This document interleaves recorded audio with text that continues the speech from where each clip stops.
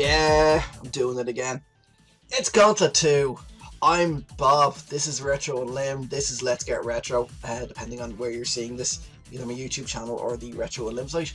About 6 months ago, I went through every Gauntlet port I could find on Earth. There was a lot of them. It took a while. I won't say I was sick of the game by the end of it, but I haven't played it since.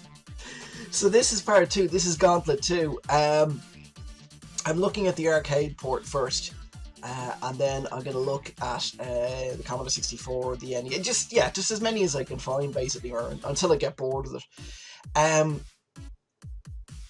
Now, if you want to play this, it's obviously you can, be naughty and download the ROM and play it in MAME or whatever, but you can also pick it up. I think it's on the PSN network. It definitely was. I bought it a year or two ago, and you can play it online with other people, which is pretty cool. I think it's still there. I don't have an Xbox, so I'm not sure if it's on Xbox Live, but it probably is. I really should have Googled this before, shouldn't I? There you go, professionalism, folks. I don't know what that means. It's also on, I think it's, do I have it here? The Midway's Arcade Treasures 2. And that creaking noise isn't my back, it's me reaching over to check. Yeah, Midway Arcade Treasures number 2 on the PlayStation 2 or the X Cube or whatever else. It's on all those last gen consoles. And it's well worth checking out, a lot of cool stuff on there.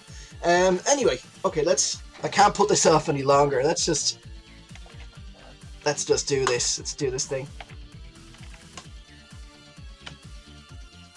So, I always play with the Warrior.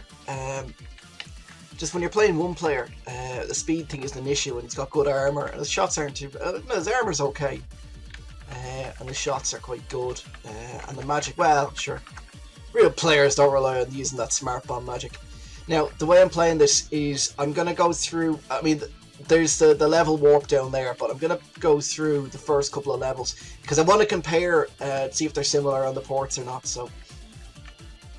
Now, the thing about Gauntlet 2 is I actually prefer Gauntlet 1 a lot more.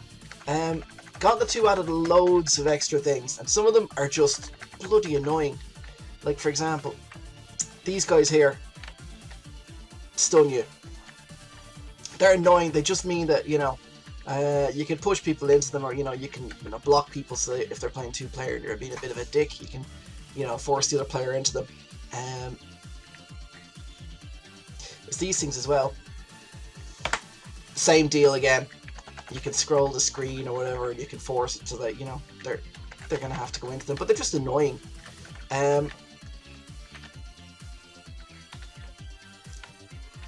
See, they're annoying me already.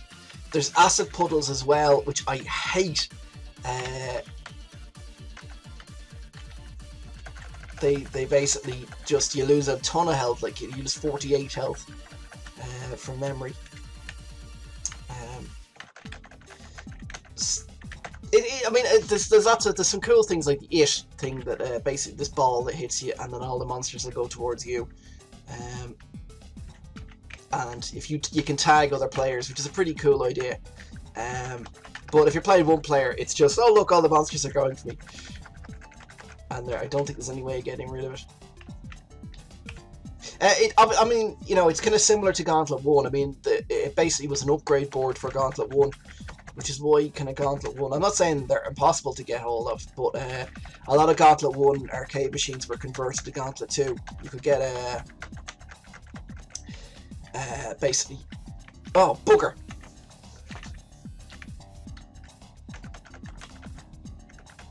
And this is where these stun pads are a real pain. Okay, that lobber is saving me from death.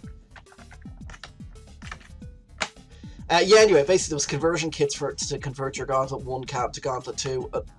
Bugger.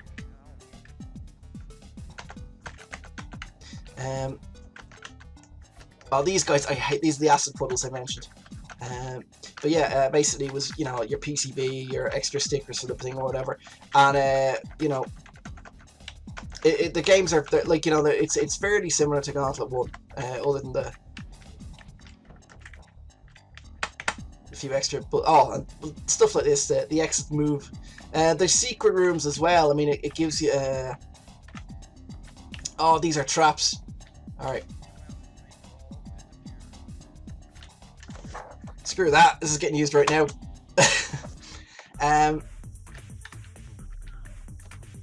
Let's get in there and get that. Yeah, basically, there's secret rooms where you get what's it called? There's a kind of message that starts saying, oh, you you go on a diet and you have to lose a certain amount of health to activate the secret level.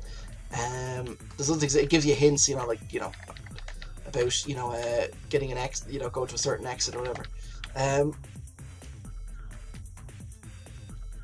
But it's just like I said, I prefer Gauntlet 1. Which is a bit of a pity because I'm going to be playing at this Gauntlet 2 on so many different forms. Oh, the exit moved! Oh yeah. I was wondering why. There we go. Like I said, some of the stuff is really clever, some of it's bloody annoying.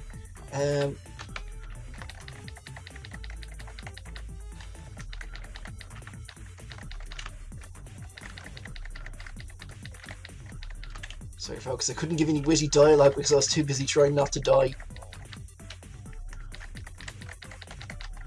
It's like they kind of sat down and said, right, what can we add to the game? And I think everyone's suggestion got used. Annoying green acid beans attacking me? Yeah, sign me up for that. Moving exits? Sure, why not? Moving walls? Yep. The one cool feature though, and I can't really show you here because I tend to be, a lone wolf when I play solo, because, oh my god, lots of death. Is the fact that you can play, two of the same class. So you can be, two warriors, two Valkyries, and use the colours to differentiate them. Oh, I hate this. This is just, it's so cheap. It's invisible walls. Honestly, like,